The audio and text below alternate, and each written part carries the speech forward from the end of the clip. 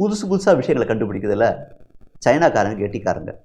அந்த வகையில் அவங்க சமீபத்தில் கண்டுபிடிச்சிருக்கிற விஷயம் ஸ்பை மஸ்கிட்டோ, கொசு வடிவிலான ட்ரோன்கள்.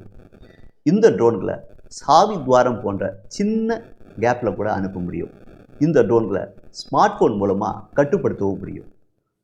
சைனாவோட பாதுகாப்புத்துறை இந்த ட்ரோனை கண்டுபிடிச்சிருக்கு.